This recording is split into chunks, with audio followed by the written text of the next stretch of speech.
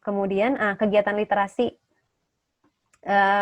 Mungkin Bapak dan Ibu sudah ada yang pernah coba juga, ada yang belum. Ada 2 aplikasi yang bisa saya sarankan, yaitu Storyweaver sama Let's Read. Storyweaver ini dia website, dua-duanya adalah website buku gratis. Selain dia menyediakan buku-buku gratis yang banyak, Bapak dan Ibu juga bisa buat buku sendiri di situ. Tapi sifatnya dia online ya. Nanti saya coba masuk ke Storyweaver. Nah, kegiatannya adalah Bapak dan Ibu bisa pilih dari bermacam-macam buku yang ada di sana. Kegiatan membaca, jadi anak-anak membaca dan membuat resume. Terus dia bisa bikin pohon literasinya sendiri di rumah. Jadi setiap dia udah baca itu dia taruh di pohon literasinya dia. Atau untuk anak-anak yang sudah lebih besar, kita bisa kasih tugasnya adalah untuk tugas bahasa, misalnya dia membuat cerita sendiri. Tapi misalnya temanya apa? Temanya bisa dikaitkan dengan mata pelajaran yang sedang dipelajari saat itu. Misalnya, ini yang contoh saya aja ya. Karena misalnya di sainsnya lagi belajar ekosistem, ya dia belajar, dia menceritakan tentang kondisi ekosistem di danau, gitu, dalam bentuk cerita. Jadi dapat ya, dua pelajaran udah dapat. Waktunya bisa kita compactkan, bisa kita padatkan, nggak harus bahasa punya tugas sendiri, nggak harus sains punya tugas sendiri. Kita pokoknya ya proyeknya itu aja, berarti bikin cerita sendiri. Gitu. Atau Bapak dan Ibu bisa membuat cerita sendiri kalau ada Bapak dan Ibu yang memang suka membuat cerita sendiri atau membutuhkan cerita untuk mengguiding proses belajar anak, Bapak dan Ibu bisa buat cerita sendiri di Storyweaver ini karena dia itu udah menyediakan berbagai macam gambar yang kita bisa ambil. Jadi kayak sifatnya kayak comot-comot gambar ini terus kita kasih teksnya gitu. Atau bisa diterjemahkan. Jadi misalnya ada yang Bapak Ibu melihat ada contoh yang lagi saya terjemahin ini sama teman saya adalah tentang uang. Jadi saya tuh lagi cukup concern sama literasi keuangan untuk anak. Jadi saya teman-teman saya menerjemahkan buku karena di situ ada menurut saya buku yang cukup bagus untuk anak-anak bercerita tentang cara bijak menggunakan uang. Lalu saya sama teman saya menerjemahkan itu dan saya bikin activity readingnya. Jadi gak hanya kegiatan membaca selesai, tapi setelah membaca ada reading activity-nya.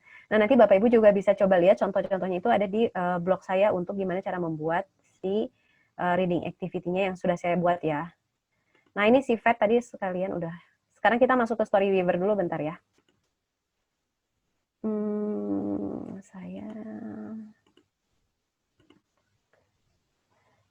Oh ternyata Fatnya udah. Nah yang Fat ini ya, jadi kita bisa ngegerakin nih si balon ini. Terus digosokin. Nah kalau digosokin kita bisa ngelihat perpindahan muatannya. Nih gitu. Terus apa yang terjadi kalau kita iniin balonnya memang mau nempel. Terus kita bisa kondisikan. Nah ini adalah mungkin yang kita lakukan pada saat briefing. Kemudian pada saat anak belajar mandiri kita kondisikan gimana kalau ada 2 balon. Apa yang terjadi kalau balonnya itu kita ratain, kasih, kemudian kita pertemukan 2 balon itu. Apakah balonnya akan saling tarik-menarik atau tolak-menolak. Nah, ini adalah contoh kegiatan yang anak bisa lakukan secara mandiri. Tapi cara pakainya dan prinsip dasarnya kita udah ajarin di awalnya. Terus kita coba lagi. Saya tuh ingin nyoba kasih liatin yang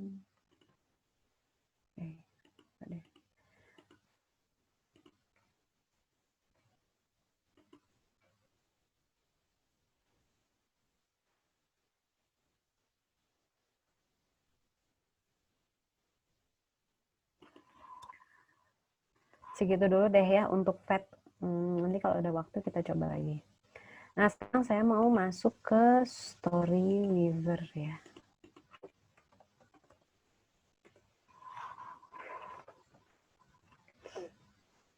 Kalau Storyweaver ini sifatnya website, jadi kita harus di browser kayak gini. Kalau Let's Read itu di aplikasi Android. Nah, jadi dia bahkan ada reading programnya ya. Apa aja reading programnya atau enggak, ada read along-nya juga. Terus kita bisa lihat nih, misalnya dia itu English level berapa, bacaan level berapa. Nah, kalau untuk mencari bahasa, sebentar.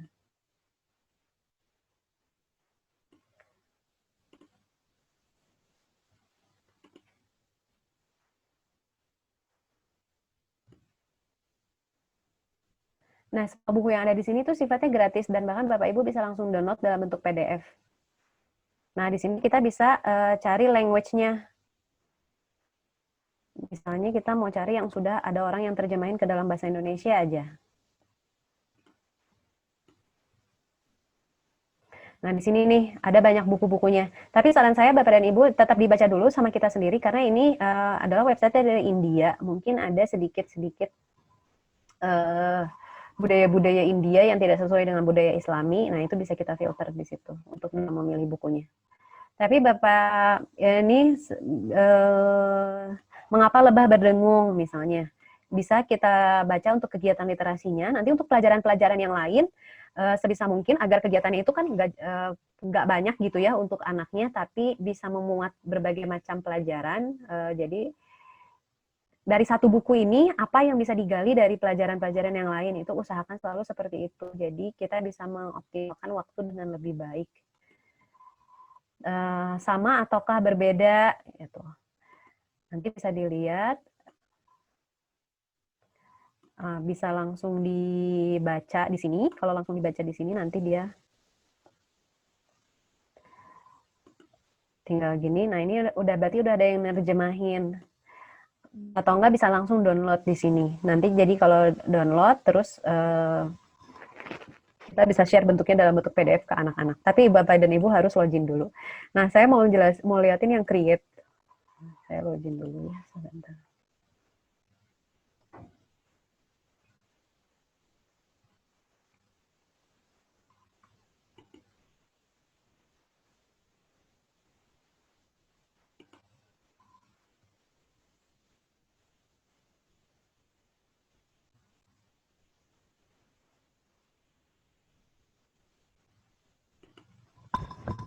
Nah, kalau saya liatin yang create dulu ya. Nah, kalau create nanti nah ini. Jadi Bapak dan Ibu bisa add image, tentukan dulu book title-nya apa, apakah ini untuk reading level keberapa, dia udah kasih tahu nih kriterianya. Terus book orientation-nya mau gimana, mau horizontal atau vertikal, mau mulai dari image atau mau mulai dari kata-kata, misalnya start with image. Nah, ini adalah gambar-gambar yang udah dia sediain di sini. Atau kalau misalnya Bapak dan Ibu punya gambar sendiri, bisa diupload di sini. Jadi kita memang benar-benar tinggal comot aja. Misalnya, at the current page. Nih, ini gambarnya udah ada. Oh, dia lagi ada. Oke, next. Next.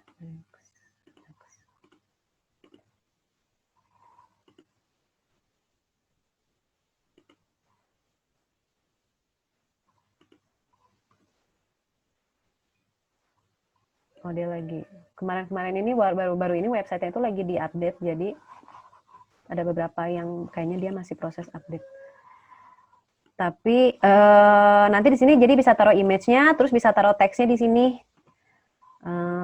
Apakah kamu pernah piknik gitu? Ceritanya karena tadi gambarnya di pantai. Jadi Bapak dan Ibu bisa bikin cerita sendiri di sini dengan gambar-gambar yang sudah disediain. Jadi gambar sifatnya kayak cut and paste lah, kayak potong tempel, tulis, taruh pasang email tempel gambarnya di sini gitu. Terus teks dan backgroundnya bagaimana bentuknya, apakah dia mau tebel, segala macam jenisnya. Jadi kita bisa menyediakan buku-buku sendiri untuk anak-anak. Kan ada kendala itu misalnya gimana mau kegiatan literasi, misalnya ada anak-anak yang memang nggak ada akses ke buku, nggak ada akses ke perpustakaan. Nah, ini udah ada solusinya dari Storyweaver sama Let's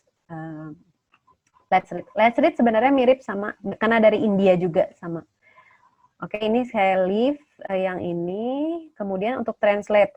Nah, kalau translate, kita tinggal di-translate mau dari bahasa apa ke bahasa apa. Misalnya dari bahasa yang udah ada English, kita mau translate ke bahasa Indonesia. Jadi, bisa misalnya minta bantuan guru bahasa Inggrisnya untuk nge-translatein beberapa. Atau bahkan jadi tugas bahasa Inggris untuk anak-anaknya men-translatekan ini. Jadi biar, karena ini kan sifatnya dia volunteer ya. Jadi kalau kita ngebantu nge-translatein ke bahasa Indonesia, itu tuh bisa dipakai bukunya oleh orang-orang yang memang membutuhkan buku itu gitu dan nggak ngerti bahasa Inggris. Jadi ini bisa dijadiin kegiatan macam-macam sebenarnya dari Storyweaver ini. Nah misalnya translate yang ini, terus translate di story. Oke, kita translate.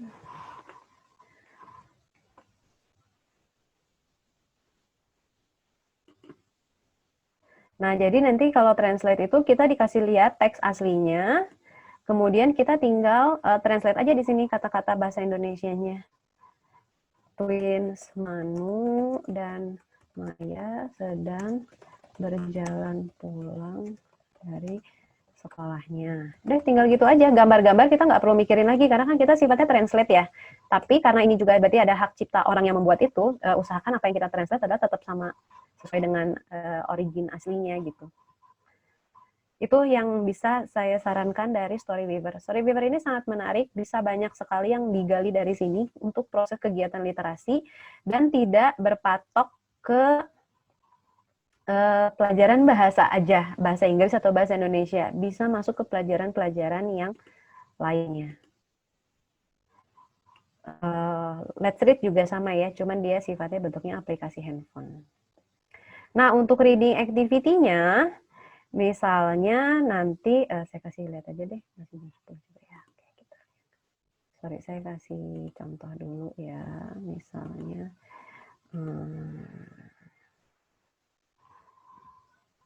nanti,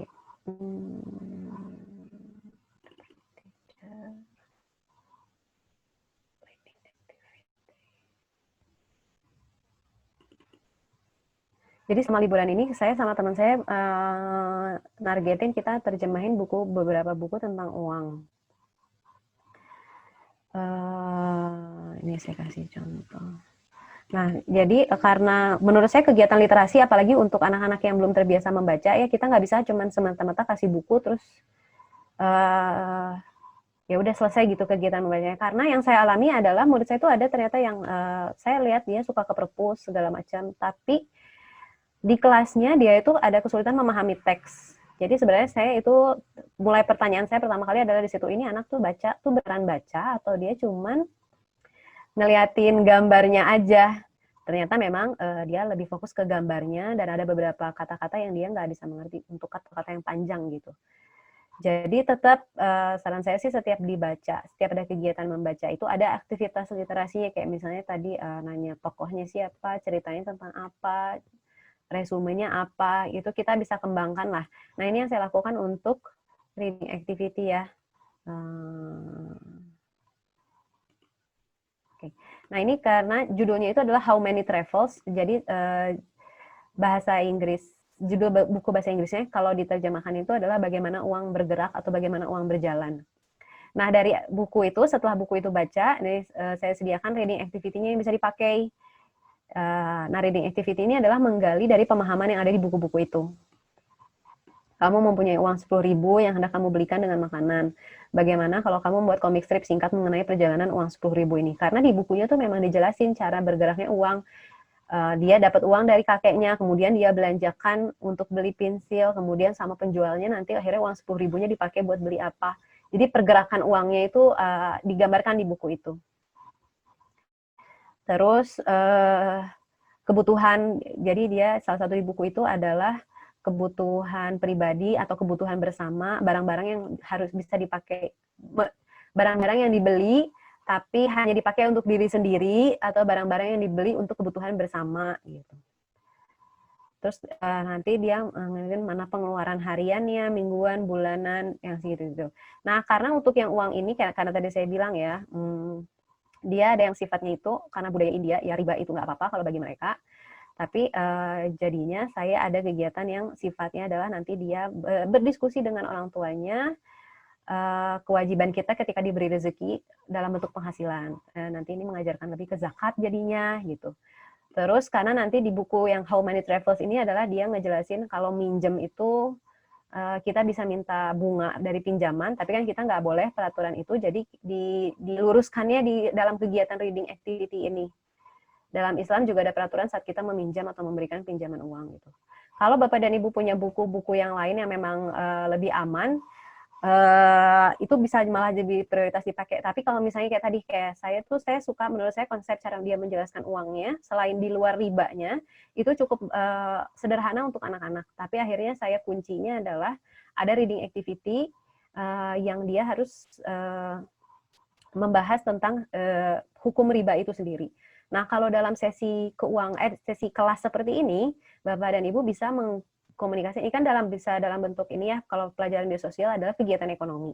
Nah, ini bisa bekerja sama dengan guru agamanya misalnya. Jadi nanti bahasnya tentang lebih ke kerjasama lah gitu. Jadi sifatnya bisa integrasi.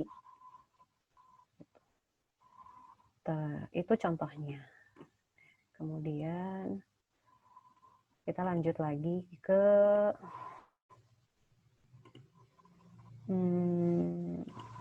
oke, lanjut lagi, masih ada beberapa lagi.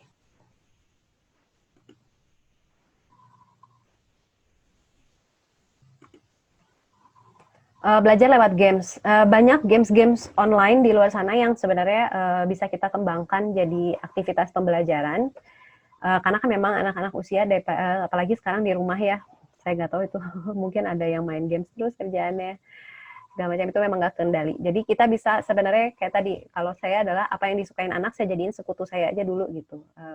Gimana caranya biar dia bisa masuk ke pembelajaran. Ini di National Geographic, yang for kids, itu ada banyak pembelajaran quiz-quiz atau permainan-permainan online. Salah satu contohnya ini yang saya jadi contohin adalah, ini saya udah kasih linknya di sini ya. Nanti Bapak dan Ibu bisa lihat. Intinya sebenarnya adalah dalam waktu 2 menit, kita disuruh pisahin sampah. Jadi si orang ini ketutupan orangnya sama si instruksinya. Si orang ini nanti ada sampah-sampah di sekitar taman sini. Nanti dia suruh masukin. Kalau apel masuk kemana, terus ada kertas masuk kemana gitu. Nah sebenarnya ini adalah kita bisa minta anak-anak main ini. Pasti suka anak-anak main ini. Terus kita bisa masuk ke materinya adalah ya pemisahan sampah gitu. Kalau di kegiatan IPA-nya ya bisa topik terkait lingkungan. Bahasanya nanti dia bisa menulis teks narasi tentang topik sampah, atau dia bisa bikin infografis tentang sampah, cara memilah sampah. Terus sosialnya dia bisa menggali aktivitas-aktivitas masyarakat apa yang menghasilkan sampah gitu. Terus di PKN-nya kewajiban warga terhadap lingkungan sekitarnya, karena kan misalnya dia sekarang lagi banyaknya di lingkungan rumah. Apa sih kewajiban kamu sebagai warga di lingkungan rumah kamu terhadap lingkungan? Terus untuk matematikanya, nanti tuh di sini setelah selesai 2 menit ini, dia itu nanti akan ngasih tahu total sampah yang kamu kumpulin itu berapa kilogram, total sampah yang gagal kamu kumpulin itu berapa kilogram. Nah, jadi Bapak dan Ibu bisa tuh main di situ karena ada kilo ya, jadi bisa bermain tentang satuan berat untuk matematikanya. Atau bisa juga misalnya menghitung rata-rata, kamu main ini berapa kali, kemudian berapa sampah yang kamu masukin rata-ratanya, jadi nanti dia belajar hitung dari total berapa kali dia permainan sama sampah yang berhasil dia masukin, itu bisa dihitung, statistiknya nanti di situ bisa dikembangkan lah untuk pelajaran-pelajaran yang lain. Jadi usahakan kalau dalam kondisi PJJ seperti ini, walaupun sebenarnya kalau di kelas offline juga menurut saya ini adalah cara pembelajaran yang paling efektif adalah satu topik kita bahas bareng-bareng gitu. Walaupun nggak harus dipaksain, kalau nggak usah dipaksain, tapi kalau ada, itu akan sangat efektivitas waktunya sama kegiatannya bisa lebih meaningful menurut saya. Terus ini ya, belajar lewat games lagi, ini ada saya kasih link untuk math game, namanya Math Playground. Banyak permainan math di sini, tapi yang saya kasih screenshot di sini adalah tentang perkalian. Jadi jam multiplication namanya. Jadi dia 4 kali 1, dia harus loncat si penguin ini kita harus loncatin ke 4. Nanti dia kasih lagi contoh kasusnya dia harus loncat kemana. Dan ini bertanding sama penguin-penguin yang lain. Bisa bertandingnya itu sama komputer, atau bahkan bisa bertandingnya sama teman-temannya dia. Jadi janjian main di waktu yang sama gitu. Bisa bermain sama waktu-waktunya dia. Nah ini bisa kita gantiin untuk latihan soal ya. latihan soalnya dengan bermain via game ini. Tapi tetap karena kita memperhatikan screen time anak-anak juga, jadi memang yang saya kasih tadi itu adalah harus dikombinasikan dengan kegiatan yang tidak ke screen, nggak pakai layar games gini, kegiatan yang mungkin kita bisa untuk sebagai variasi dengan permainan-permainan online seperti ini. Nah, bahasanya ini bisa dia menceritakan aja cara permainannya, instruksi bermain Penguin Jam Multiplication gitu. Instruksi bermainnya. Kan ada tuh kalau nggak salah di bahasa Indonesia kelas berapa ya yang belajar instruksi kerja. Kesan saat bermain atau strategi yang dia lakukan untuk menang bagaimana gitu. Terus untuk PKN-nya, saya rasa bisa juga digali dengan sportivitas. Kalau ada sebuah permainan, pertandingan, bagaimana sikap kita kalau kita menang, atau bagaimana sikap kita kalau kita kalah, gitu. Itu bisa di situ. Ini baru ide-ide aja ya. Kemudian, nah ini, belajar lewat online course. Jadi online course atau kuliah-kuliah online itu kan banyak. Dan sebenarnya kenapa alhamdulillahnya kalau menurut saya adalah negara-negara maju itu sudah melakukan pembelajaran yang sifatnya bukan jarak jauh ya, tapi dia itu mengkombinasikan antara belajar di rumah dengan belajar di sekolah. Jadi kayak tadi yang sifatnya adalah lecturing atau yang sifatnya membaca, yang sifatnya dia lebih ke latihan, sama mereka udah mulai dipindahkan ke rumah. Kalau Bapak Ibu pasti pernah dengar yang namanya flipped classroom, blended learning, segala macam. Jadi ketika kita sekarang berada di kondisi seperti ini, udah ada praktik-praktik yang bisa kita adaptasi. Walaupun praktiknya itu bukan karena pandemik dulunya, tapi karena memang mereka sudah bergerak ke arah situ di negara-negara maju itu. Jadi, tapi sayangnya memang referensi-referensinya itu masih banyak bahasa Inggris. Makanya tadi kalau Bapak Ibu lihat juga, yang saya dapetin ya memang ya bahasa Inggris gitu. Untuk bahasa Indonesia memang masih belum banyak. Ada, tapi masih belum banyak. Kalau saya sih yang menjawab kebutuhan saya untuk mengajar, kebanyakan saya dapatkan dari literaturnya itu bahasa Inggris. Nah, ini adalah contohnya. Jadi ada, kalau ini saya dari segi ini ya, jadi ada Yakin Institute sama Kolam Institute kalau pernah dengar.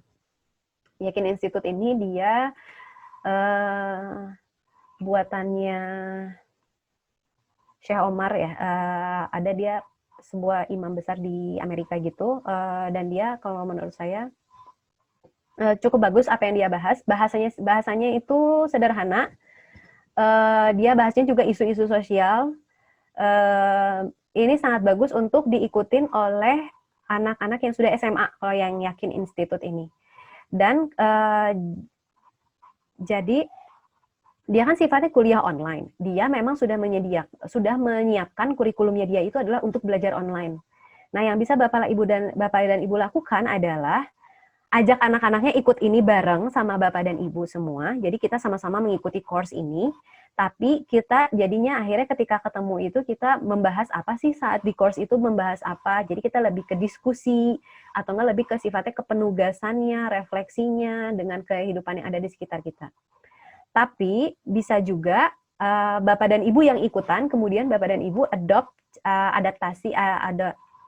adopsi cara mereka mengajar, kurikulumnya mereka untuk disampaikan kepada anak-anak. Karena kurikulum yang mereka buat itu memang udah didesain buat online, jadi insya Allah bisa kita terapkan gitu ke anak-anaknya. Paling nanti memang akan ada kendala di bahasa misalnya gitu, tapi menurut saya justru ini juga bisa jadi masuk ke pelajaran bahasa Inggris gitu. Dan menurut saya juga kalau dengan kondisi seperti ini, menjadi sebuah goal yang baik kalau kita sama-sama mengembangkan kemampuan bahasa Inggris ya, karena memang literasi bagus yang bisa mereka pakai itu sampai saat ini memang masih banyaknya dari bahasa yang lain gitu, bahasa Inggris lebih banyaknya. Gitu. Tapi kalau Bapak dan Ibu ada referensi online course, terutama yang sifatnya komprehensif kayak gini, dan itu adalah orang Indonesia yang buat, nanti boleh di-share di chat box aja, biar mungkin teman-teman yang lain bisa tahu. Saya juga bisa tahu gitu. Nah, ini Yakin Institute, jadi dia punya beberapa topik yang Bapak dan Ibu bisa ikutin. Kalau Yakin Institute sama Kolam Institute ini dia lebih belajarnya tentang Islam ya, konsep Islam, sejarah Islam, kisah-kisah Nabi, itu dia di situ. Yang Kolam, kalau yang Yakin Institute dia lebih sifatnya untuk dewasa. Nah, kalau yang Kolam Institute dia ada nih kurikulum buat anak-anaknya, for kids sama for teenagers. Jadi Bapak dan Ibu bisa adopt kayak tadi. Caranya adalah Bapak dan Ibu yang ikutan dulu, kemudian nanti diadopsi untuk ngajar ke anak-anaknya, atau ajak anak-anaknya bareng-bareng kita nonton, kita ikutan ini. Gitu. Nanti dia kalau yang kolam institut ini dia terjadwal, dan dia sifatnya kayak gini, ada Zoom, tapi dia ada recordingnya, jadi kita bisa nonton recordingnya. Itu linknya udah saya taruh di sini ya, jadi nanti Bapak dan Ibu bisa otak-atik yang ini. Atau kalau ada course-course yang lain, itu bisa jadi misalnya intinya adalah online course itu sudah didesain dan mereka pasti sudah melakukan riset, terus sudah melakukan banyak trial dan error untuk sampai mengeluarkan online course ini. Jadi kurikulumnya itu udah bisa kita adopsi gitu. Tinggal coba kita ikutan dulu course-nya kayak apa, kemudian kita ikutin aja langkah-langkah kerjanya mereka seperti apa. Ini ya, jadi diikuti bersama. Jika memungkinkan, gurunya mengatur jadwalnya, kemudian nanti gurunya juga melakukan diskusi, refleksi, serta penugasan. Enaknya kalau untuk ikutin bersama-bersama kayak gini, Bapak dan Ibu tidak perlu menyiapkan lagi perangkatnya, karena sudah disiapkan sama online course-nya. Tapi memang yang kita perlu siapkan adalah after-nya, biar pembelajaran itu jadi lebih bermakna. Jadi teman saya pernah melakukan sebuah riset, online course ini akan tetap efektif secara ilmunya itu kalau tetap ada sesi diskusi bareng-bareng. Jadi kalau kita nonton sendiri, itu efektivitasnya akan jauh berbeda kalau setelah kita mengikuti online ini, kita membuat sesi yang namanya diskusi, refleksi. Itu akan jauh lebih efektif untuk online course seperti ini. Teman saya waktu itu pernah bercerita tentang penelitiannya seperti itu. Atau tadi ya, guru mengikuti kelasnya terlebih dahulu. Kegiatan mandiri lainnya adalah yang pernah saya lakukan adalah wawancara. Wawancara biasanya saya ke anggota keluarga yang di rumah. Nah, tapi yang tahun ajaran baru ini, karena kemarin 3 bulan yang lalu udah tuh ya wawancara ke anggota keluarga yang di rumah, biar ada variasi kita tingkatkan sekarang. Gimana kalau wawancaranya itu adalah ke anggota keluarga yang tidak ada di rumah, tapi lewat video call gitu. Biasanya ke kakek neneknya, atau ke om tantenya, ke sepupunya gitu.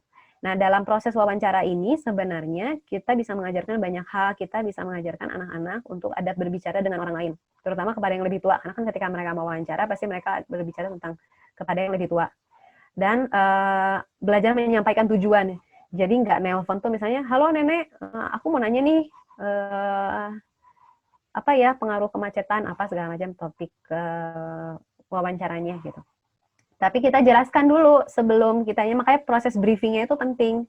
Jadi gimana kita jelaskan, oke kalau mau wawancarai, ini adalah urutannya. Pertama kamu ucapkan salam, kemudian kamu ucapkan tanya kabar, apalagi kalau kamu menghubunginya adalah nenek kamu atau kakek gitu. Tanya kabarnya, terus setelah itu sampaikan tujuan kamu menelpon untuk apa. Jadi kita bisa mengajarkan adab-adab itu pada saat proses wawancara.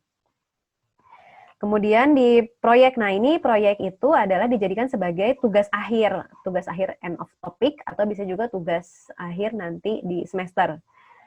Tapi proyek ini menurut saya penting banget. Saya malah lebih suka tugas-tugas itu sifatnya lebih ke proyek. Tapi sebelum menuju ke proyek, yang tadi proses penguatan materinya itu sudah kita lakukan. Jadi nggak langsung tiba-tiba dikasih proyek gitu. Karena kan proyek ini kan sebenarnya adalah lebih ke sifatnya assessment ya. Jadi kita bisa menggali pemahaman anak dari si proyek itu, tapi kita ada checkpoint-nya dulu. Dia udah paham belum bagian yang ini? Dia eksperimennya udah bisa belum yang ini? Atau enggak dia bahasanya, dia nulisnya udah bisa belum sampai sini? Barulah nanti kita jadikan proyek itu sebagai tugas mandiri. Dan ini sangat mungkin untuk diintegrasikan dengan pelajaran lainnya. Kebayang banyaknya tugas anak kalau setiap mata pelajaran ngasih project. Jadi usahakan project itu bisa mengintegrasikan dengan pelajaran lainnya. Nanti saya akan kasih contoh yang saya lakukan ya. Latihan soal ini benar, boleh? Oh, ini saya belum hapus, maaf ya. Latihan soal ini tetap boleh. Tapi dia tetap tadi ya sifatnya divariasikan, jadi jangan setiap kita ketemu kasih latihan soal terus. Kemudian penelusuran berbagai semacam sumber. Ini contohnya nanti saya kasih contoh tugas yang pernah saya buat untuk anak-anak. Jadi apalagi ini untuk SMP atau kelas 6, kelas 5 itu udah mulai bisa diajakin. Jadi kan mungkin Bapak Ibu mengalami hal yang sama, tapi kalau murid-murid saya itu kalau saya kasih pertanyaan, kadang-kadang mereka suka nyeplosnya, ya tinggal di Google aja Bu gitu.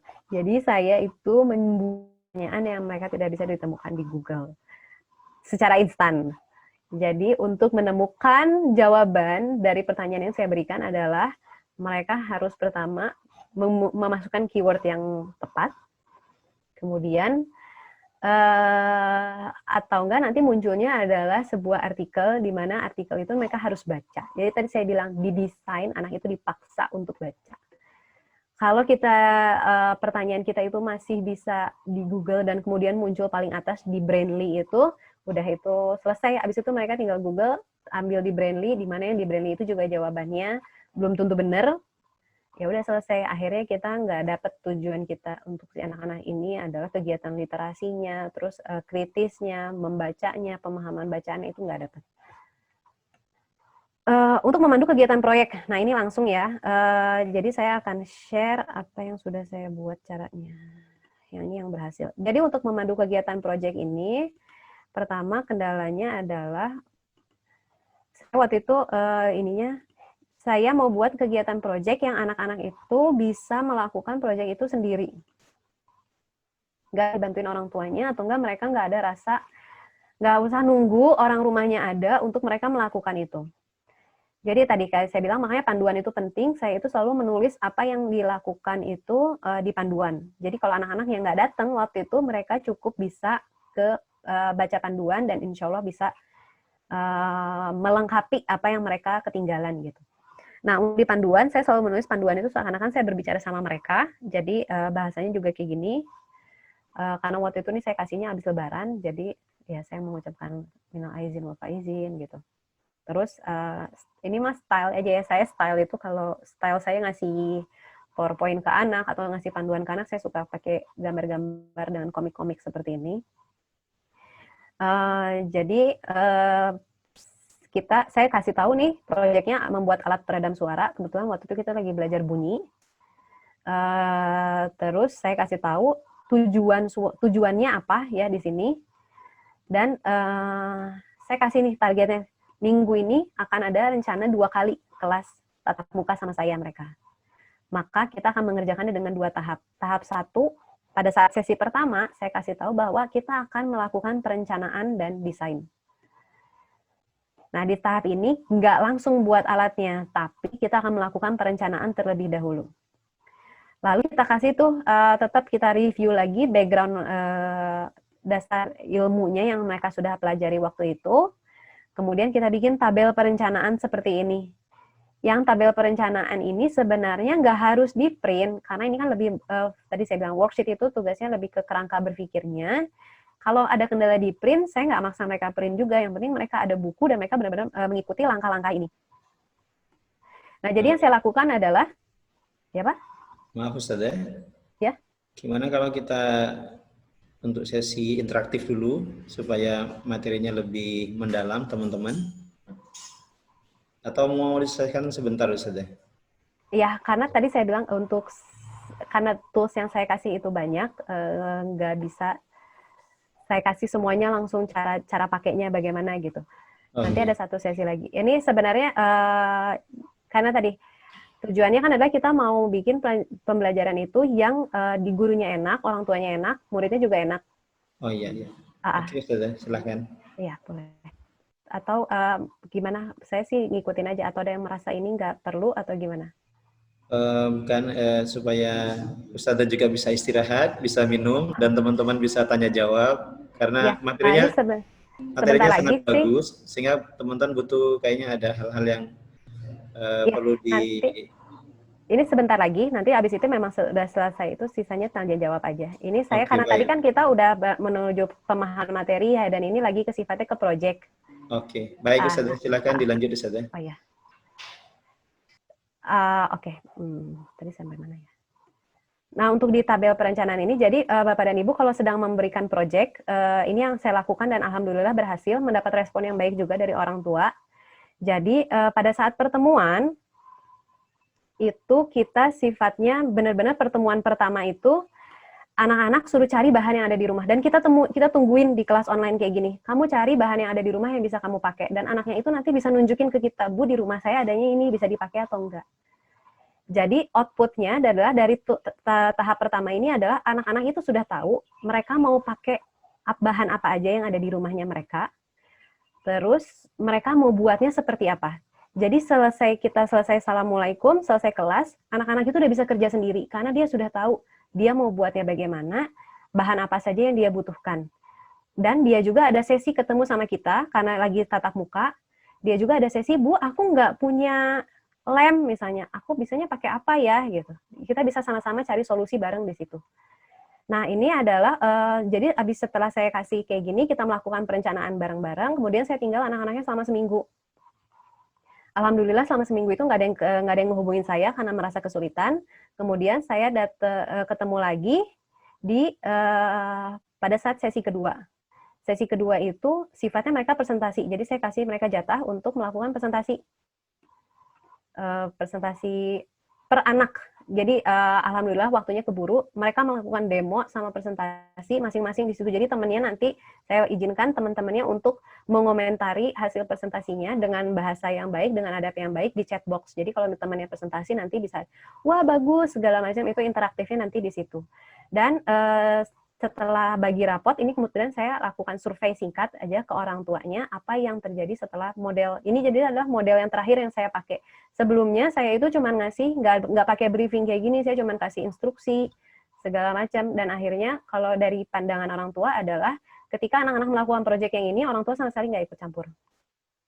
Dan ini terjadi di kelas 4, jadi bisa sebenarnya anak-anak melakukan pekerjaan secara mandiri, itu bisa. Tapi tadi kuncinya adalah briefing dan mereka harus tahu benar dengan jelas apa yang harus mereka lakukan. Jadi sampai orang tuanya, iya Bu, itu saya pulang tiba-tiba dia lagi bikin apa itu saya nggak tahu. Ya udahlah pokoknya ya saya sih ngikutin aja dia bikin apa gitu, atau enggak ada yang dia udah bisa bikin sendiri, dia tahu kok, dia nggak minta bantuan sama saya gitu. Jadi konflik-konflik di awal yang merasa kayak bahwa pelajaran-pelajaran itu tetap harus ditemenin orang tuanya atau segala macam, itu sebenarnya bisa kita lakukan agar anak-anak itu belajar mandiri. Tapi memang kuncinya adalah di briefing sama panduan yang jelas. Gitu. Nah, kalau sifatnya yang itu adalah quizzes, kayak pasti Bapak Ibu pernah dengar yang terakhir ya ini. Jadi saya tadi ini udah mulai kita masuk ke tahap assessment ya. Assessment itu bisa dengan project. Yang terakhir itu adalah bisa dengan assessment lainnya, quiz-quiz online. Ini ada bisa Kahoot, Quizizz, sama Google Form. Tapi kalau saya pribadi, saya tidak melakukan, saya tidak menggunakan 3 aplikasi ini. Itu yang sifatnya untuk penilaian. Saya lebih menggunakan 3 aplikasi ini untuk melihat anak saya itu udah ngerti atau belum. Sebelum nanti saya kasih project. Tapi kalau Bapak dan Ibu memang memilih ini untuk ngasih ke penilaian, sifatnya kayak pengganti tes sekolah yang paper pencil, yaitu silakan, itu kebijakan Bapak dan Ibu sendiri. Cuman kalau saya tidak, saran saya kalau memang mau dipakai buat pengganti penilaian, si Quizizz sama Kahoot ini dipakai secara live. Jadi benar-benar anak-anak kayak kita tetap tentukan waktunya di jam berapa, dengan durasi waktu misalnya 1 jam, dikerjain bareng-bareng. Gitu. Karena kita nggak bisa mengawasi proses ini kalau untuk diambil sebagai nilai gitu, kita nggak bisa mengawasinya secara langsung, jadi menurut saya agak kurang relevan dengan kondisinya. Jadi kita benar-benar nggak bisa ngelihat itu anak pada saat mengerjakan ini kondisinya dia sedang seperti apa, dia dibantu atau tidak gitu segala macamnya. Jadi kalau saya memakai tools ini untuk kasih informasi ke saya aja sebenarnya. Jadi kayak di tengah-tengah pelajaran saya kasih Quizizz-nya, dia udah paham belum sih gitu. Di tengah-tengah pelajaran saya kasih Kahoot-nya gitu. Dia udah paham belum sih gitu. Saya lebih ke situ penggunaannya. Untuk penilaian saya pakainya yang tadi lembar kerja, worksheet, atau enggak yang proyek. Itu sih kalau dari saya. Ada satu yang mau kita, ini mau tanya jawab dulu atau mau nyobain Padlet? Mungkin kita kasih kesempatan dulu ya Ustazah kepada teman-teman untuk tanya jawab. Silakan Ustazah. Putri Harun, Malang. Ya, terima kasih Ustadz. Assalamualaikum warahmatullahi wabarakatuh. Waalaikumsalam warahmatullahi wabarakatuh. Senang banget dapat materi dari panggilnya Ustazah ya, Ustazah Amalia Ustazah Fitri. Amalia, Ustazah Amalia Fitri. Salam kenal Ustazah. Ya, hari ini ini excited banget. Jadi kita nambah pengetahuan juga sih untuk aplikasi-aplikasi tertentu untuk menambahkan variatif dalam pembelajaran daring. Pertanyaan saya yaitu pada saat pemberian materi proyek untuk anak-anak itu apakah untuk mengumpulkan apa namanya anak-anak itu dengan menggunakan Google atau Zoom begitu? Mengumpulkan ya. Jadi oh kan ya, bisa tadi live tuh. mengumpulkan yang materi pertama itu ya. Yang kedua, ice breaking-nya itu apakah hanya sifatnya gambar atau media geraknya? Jadi lebih apa ya, lebih interaktif juga. Jadi kalau misalnya lebih apa ya, lebih menarik dan membuat mood anak itu naik. Untuk ice breaking-nya yang tadi Ustazah share untuk atau Ustazah jelaskan itu pada saat ice breaking-nya itu apakah hanya media foto saja atau ada media yang memang media gerak semacam video yang memang nanti mereka ikuti atau bagaimana? Terima kasih, itu saja. Oke. Assalamualaikum warahmatullahi wabarakatuh. Waalaikumsalam warahmatullahi wabarakatuh. Langsung jawab. Ustazah Fitri mau langsung dijawab atau kita tunggu dua lagi Ustazah? Langsung jawab aja ya, karena suka lupa. Oke, silakan Ustazah. Kalau tadi untuk pengumpulan proyeknya, ya tadi bisa divariasikan tergantung kalau waktunya masih ada dan waktunya cukup, bisa kita bikin satu sesi untuk anak-anak presentasi. Jadi kita live ya, anak-anak mengumpulkan itu. Kalau misalnya memang dibutuhkan waktunya untuk kegiatan-kegiatan yang lain, bisa dalam bentuk video, atau bisa dalam bentuk infografis. Kalau saya sih, saya itu tidak terlalu memfokuskan ke bentuk selama tujuannya tercapai, misalnya anak-anak bisa ngejelasin proyeknya, entah dia lebih pede dalam bentuk video, lebih pede dalam bentuk tulisan, saya bebaskan itu, yang penting si kriterianya itu tetap dapat gitu. Jadi saya menyampaikan ke anak kriterianya apa. Jadi bisa dikondisikan, nanti ada sambil nyobain ya, silakan Bapak dan Ibu bisa coba masuk ke Padlet. Ini bisa dijadikan sebagai tempat wadah mengumpulkan tugas sebenarnya Padlet ini.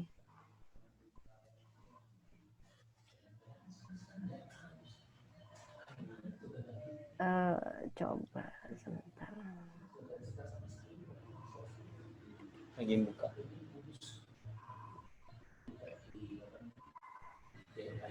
Sambil nunggu tadi untuk yang ice breaking, tergantung kebutuhannya Bu. Kalau ice breaking yang bergerak ada banyak di YouTube, Ibu bisa cari video-video tari-tari anak gitu ya. Jadi bisa Ibu putar videonya, kemudian sama-sama bergerak tari. Kemudian kayak tadi yang siapa cepat ia dapat juga, ayo dalam waktu 10 hitungan ambil sendal yang ada di rumah gitu. Itu kan anaknya akan bergerak ya. Kalau saya ice breaking itu yang penting saya variasikan aja. Kadang-kadang ada yang saya ajak anak bergerak, ada juga yang melihat gambar gitu. Karena kalau murid-murid saya cepat bosan, jadi saya setiap ketemu itu saya akan ganti ice breaking yang lain gitu. Jadi bisa divariasikan. Tapi kalau Ibu butuh gambar atau Ibu butuh gerak, ada banyak video-video bergerak di YouTube yang Ibu bisa cari yang untuk anak-anak. Misalnya kayak chicken dance yang gitu-gitu. Silakan, itu saya udah ke sorry, ini kok ke private salah. Silakan masuk ke Padlet, link yang saya kasih. Nah ini adalah dia itu sifatnya kayak Ibu kayak mading sekolah, ini tuh sifatnya kayak mading sekolah virtual. Jadi ibaratnya kayak Bapak dan Ibu punya mading, kemudian mading itu sama Bapak dan Ibu mau diisi apa, terserah Bapak dan Ibu mau diisi apa. Dan ini tuh kayak anak-anak kita kasih post-it, silakan Bapak dan Ibu pencet tanda tambah yang ada di sini, kemudian bisa tulis apa aja yang ada. Ini adalah yang pertanyaannya ya, pertanyaan yang saya kasih, hal apa yang paling ingin dicoba nanti atau hal baru apa yang didapat. Tapi ini saya kasih contoh lihat gimana saya pakai Padlet untuk ngumpulin tugas anak-anak. Di sini.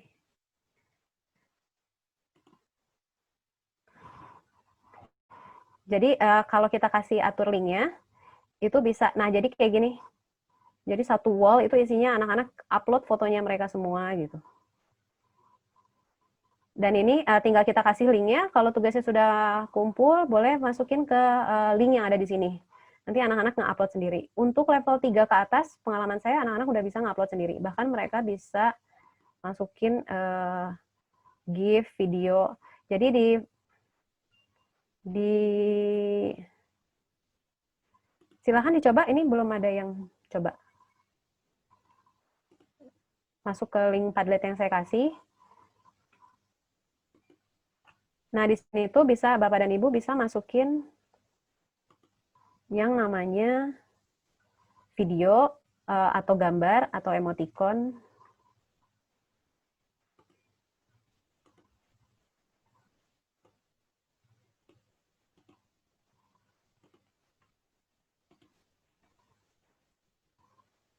Ada kesulitan untuk nyobain ini? Semuanya bisa masuk ke Padlet nggak? Silakan teman-teman coba di jadi ibaratnya ya tadi saya bilang Padlet ini dia sifatnya bisa bersifat seperti mading ya. Jadi Bapak dan Ibu bisa memberikan informasi apa aja di sini. Bahkan informasi panduan belajar itu Bapak Ibu bisa masukin di sini. Contohnya adalah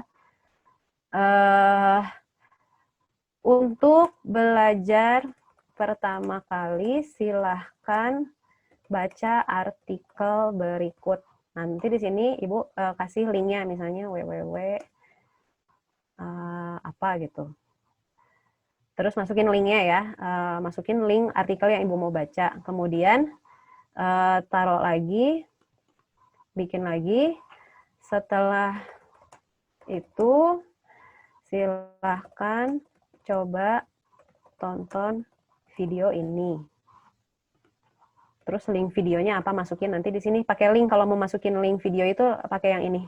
Misalnya masukin link videonya apa.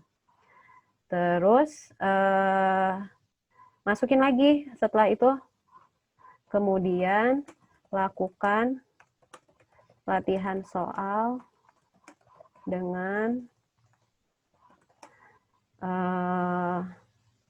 soal berikut. Masukin lagi linknya, misalnya soalnya, latihan soalnya Ibu udah taruh di Google Drive, taruh lagi linknya. Jadi anak-anak tuh untuk tahu kegiatan dia seminggu, dia bisa ngelihat Padlet ini aja. Oh, pertama saya klik di sini videonya udah ada. Artikelnya udah masukin. Atau enggak tadi kayak buku si Storyweaver. Bapak dan Ibu masukin, silahkan baca buku berikut. Terus masukin nanti link bukunya yang ngarah ke Google Drive-nya. Jadi si Padlet ini bisa dipakai untuk macam-macam. Kayak tadi kalau saya ini dipakai untuk ngumpulin tugas anak-anak, jadi ini saya bisa share ke orang tua dan secara tampilan juga menarik ya. Bahkan saya bisa rubah ini sebagai foto gitu. Saya bisa save as image dan ini bisa saya share hasilnya. Tuh, jadi nanti ini tuh bisa di-share lewat WA hasil belajar anak-anaknya kayak album fotonya kita untuk topik itu gitu. Dan ini dia sifatnya gratis. Kalau versi gratis Bapak dan Ibu bisa bikin sampai 5 wall kayak saya ini maksimal. Kalau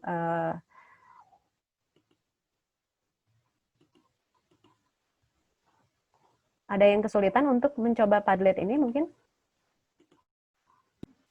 Karena sebenarnya Bapak dan Ibu sudah saya kasih akses untuk bisa masukin.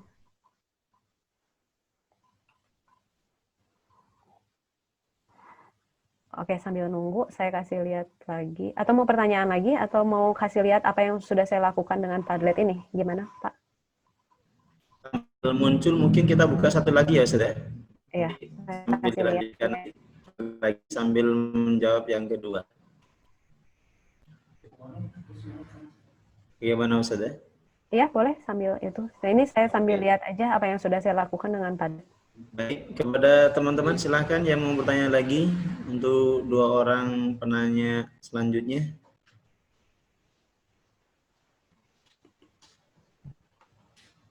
Tadi yang sudah angkat tangan Mana? Nurul Hidayah Jambi.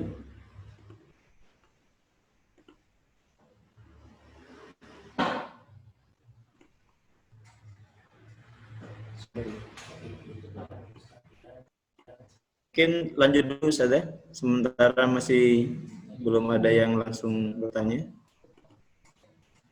Nah, kalau yang ini adalah setiap kolom saya taruh pertanyaan-pertanyaan yang ingin anak-anak saya jawab.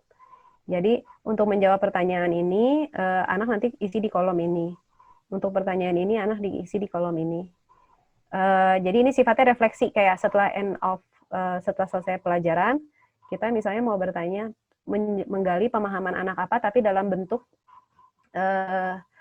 kalimat-kalimat gitu. Kita kebetulan ini saya pakai waktu itu di sekolah lagi ada acara tentang special week dan kita lagi merefleksi gimana sih kebiasaan mereka belajar selama pandemik ini.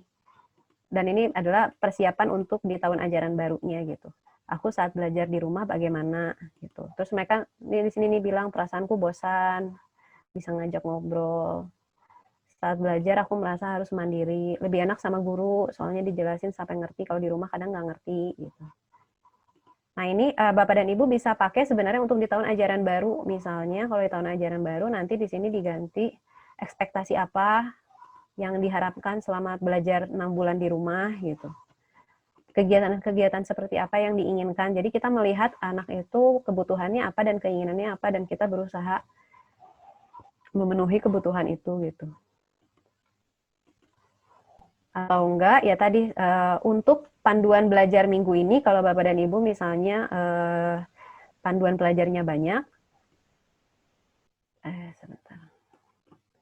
Bisa ke yang tadi ini. Jadi semua materi-materi itu ditaruh di Padlet, ditaruh di wall, jadi anak-anak nanti bisa mengikuti tinggal dari baca ini aja. Dan bahkan bisa dikasih nomor, jadi ini langkah 1.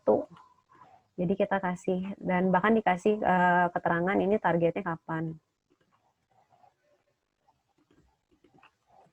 Langkah 1 apa, terus ini target kapan, targetnya dikasih tahu gitu. Jadi ini kayak frame anak kalau mau lihat to-do list-nya apa, orang tua juga bisa ngelihat di sini. Begitu.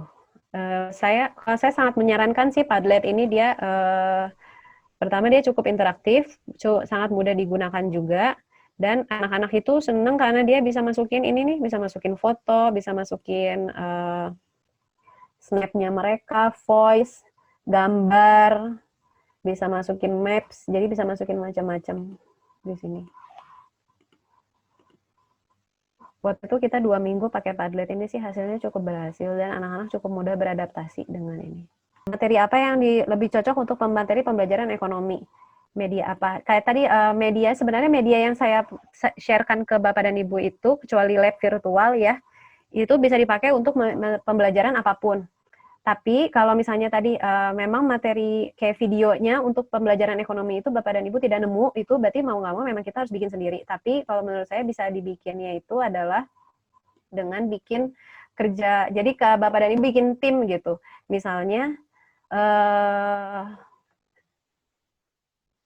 bagi-bagi tugas, ada yang mungkin membuat materi pelajaran yang ini. Jangan semuanya dikerjain sendiri, pasti akan berat, apalagi terutama kalau yang belum terbiasa buat video gitu misalnya. Atau enggak belum membuat media pembelajaran. Contohnya kalau kayak di level SD, guru kelas 1 itu ada berapa orang sih? Mungkin guru kelas 1 ternyata karena ada rombongan yang belajarnya, rombongan kelasnya ada 3, jadi bagi-bagi guru di kelas 1A misalnya dia bertanggung jawab untuk menyediakan materi pembelajaran bahasa Indonesia, guru di kelas 1B untuk di matematika. Jadi saling kalau untuk guru jadi bisa saling tuker media pembelajarannya itu gitu. Satu level disediakan oleh satu guru dan dibagi-bagi mata pelajarannya biar tidak lebih berat gitu. Saran saya sih itu. Terus kalau misalnya nemu video bahasa Inggris tapi nggak ada terjemahannya, Bapak dan Ibu bisa coba dubbing ya.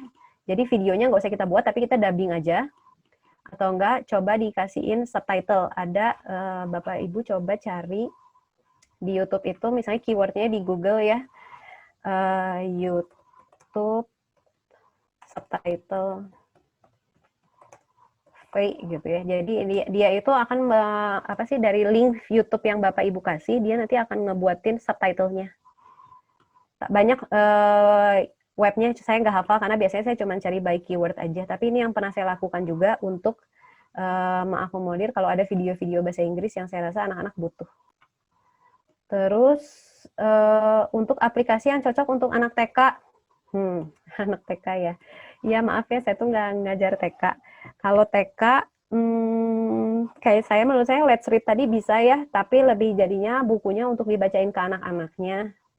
Atau Bapak dan Ibu bisa bikin voice note untuk misalnya kegiatan literasinya gitu.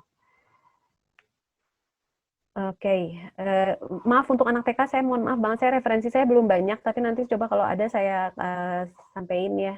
Tapi yang paling pernah yang saya lihat itu adalah beberapa yang pakai itu Let's Read, itu banyaknya yang anak TK. Terus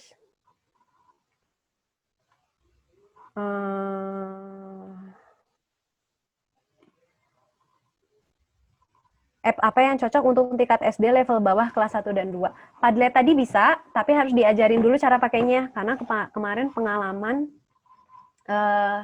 anak-anak kelas 1 sama 2 itu awalnya dibantu sama guru untuk inputnya, tapi lama-lama mereka bisa. Terus Menti menurut saya belum ya, Menti app yang cocok. Kayak tadi games yang multiplication itu, math games itu bisa menurut saya kalau untuk aplikasinya. Terus bagaimana cara mengatasi keterbatasan sinyal saat kita menghadapi PJJ dengan menggunakan salah satu media pembelajaran yang Ustadz pernah coba. Nah, salah satunya adalah pertama, kalau lagi Zoom kayak gini, biasanya saya ya akhirnya videonya saya matiin. Itu kalau lagi sinyalnya benar-benar lagi keterbatasan banget ya, sinyalnya saya matiin, atau enggak akhirnya saya kasihnya dalam bentuk video, jadi anak-anak bisa nontonnya kapan aja, nggak live gitu. Tapi ketika saat betul live ya mau nggak mau saya yang mencari sinyal yang bagus gitu. Itu yang saya lakukan sih. Jadi saya rasa kalau untuk PJJ saat ini tatap muka itu penting. Bahkan kalau ada di satu teman saya yang di Bandung itu, dia karena memang murid-muridnya memang nggak ada fasilitas, akhirnya dia berkunjung. Dia bikin jadwal kunjungan ke satu titik, akhirnya anak-anaknya berkumpul di titik yang mana gitu. Itu terjadi. Untuk aplikasi tersebut, apakah bisa menggunakan HP? Karena rata-rata anak-anak hanya punya fasilitas HP. Bisa, yang tadi saya kasih semuanya bisa pakai HP.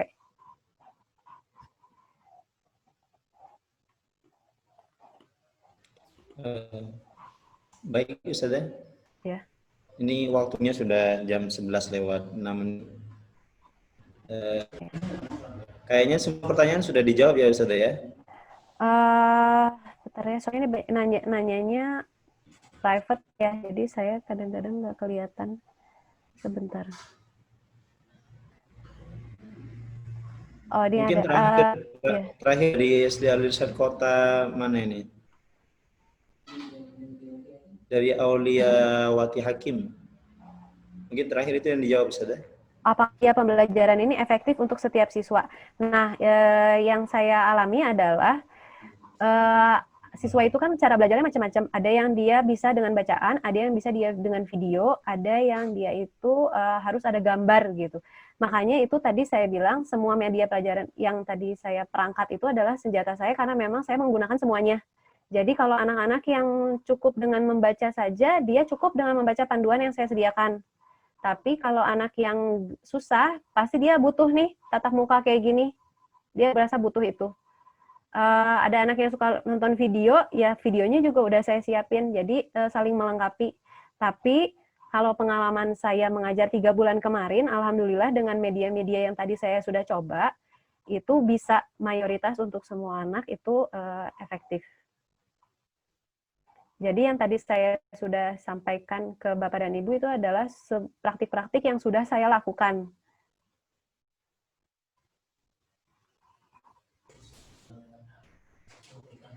Oke, baik Ustazah. Karena waktunya sudah habis, teman-teman sekalian dan Ustazah Fitri, sebelum kita akhiri, mungkin Ustazah ada closing statement Ustazah kepada teman-teman mungkin? Ini masih ada satu lagi pertanyaan, Ustaz, gimana? Ya, udah tutup. Ya, mungkin sekaligus closing mungkin Ustazah, silakan dijawab. Jadi saya mohon maaf kalau misalnya dalam penyampaiannya ada yang kurang berkenan. Kenapa saya banyaknya tadi ngasih materi, karena tadi saya bilang kadang-kadang dari pengalaman saya mengikuti training adalah fokus ke satu apps, tapi kadang-kadang kita nggak cocok ke apps itu. Jadi tadi saya benar-benar kayak kasih ember semuanya gitu, kayak apa yang sudah pernah saya lakukan. Nanti Bapak dan Ibu bisa coba pilih-pilih tutorialnya. Sebenarnya nggak perlu untuk sesi seperti ini, untuk tutorial cara menggunakan sebuah apps gitu, karena pertama apps yang saya kasih tadi itu sebenarnya cukup user friendly, bisa dipakai juga. Atau enggak Bapak dan Ibu bisa membuat studi grup sendiri kecil. Jadi misalnya mungkin kalau ada yang di sekolahnya itu bisa ahli atau enggak mungkin cukup mudah beradaptasi dengan teknologi, studi grup. Jadi sekolah itu yang ngulik gitu, gimana caranya biar pembelajaran itu bisa dilakukan di kelas atau aplikasi penggunaannya seperti apa. Kemudian aplikasi itu, jadi jangan fokus saya ingin menggunakan aplikasi ini, tapi fokusnya adalah tujuan saya mau kayak gimana, aplikasi mana yang bisa membantu. Kalau saya pikirnya kayak gitu. Awal mula saya ketemu Padlet itu adalah bukan karena saya tiba-tiba ingin pakai Padlet, tapi karena saya sedang mencari ada nggak sih aplikasi yang saya tuh kayak bisa ngasih post-it online ke anak-anak. Karena saya waktu itu saya butuh anak-anak tuh ngasih post-it. Terus abis itu saya googling dan saya ketemulah yang namanya Padlet itu. Jadi tadi kayak kebutuhannya apa, terus kita cari. Jadi aplikasi itu banyak banget, yang saya kasih tadi itu juga belum seberapa.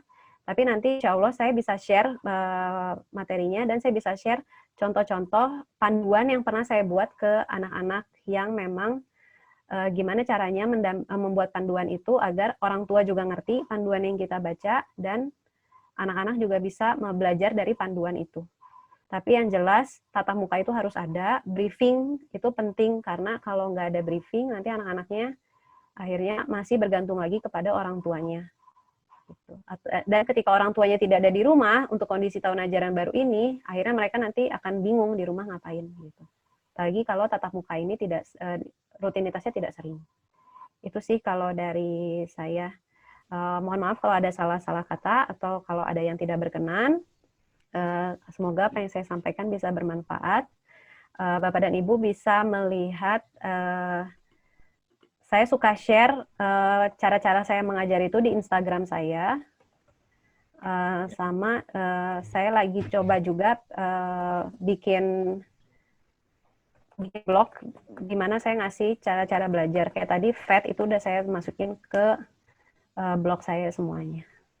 Gitu. Nanti coba mungkin bisa dilihat. Mungkin mau saya sampaikan Instagramnya sama blognya mungkin alamat. Ya, saya udah di chat. Oke, sudah di chat ya. Mungkin misalnya konsultasi langsung ke Ustazah, ada waktu atau mungkin kami boleh share ke mereka? Boleh. Jadi saya memang yang saya kasih ke Bapak Ibu semua kan sifatnya masih permukaan. Jadi silakan Bapak dan Ibu resapi dulu. Kan semua linknya udah saya kasih. Jadi Bapak dan Ibu silakan resapi dulu mana yang bisa dipakai. Kalau nanti butuh pertanyaan gimana cara menggunakannya, ke saya di nomor WA ini. Oke. Kalau dari pengalaman saya pribadi sebenarnya, karena saya juga banyak mengikuti webinar-webinar, kadang-kadang terlalu fokus ke satu aplikasi sehingga nggak kelihatan esensinya gimana, atau enggak kadang-kadang malah hanya teori-teori gitu. Makanya tadi saya coba kasih semuanya yang udah saya terapkan. Baik Ustaz, menarik sekali materi pada pagi hari ini.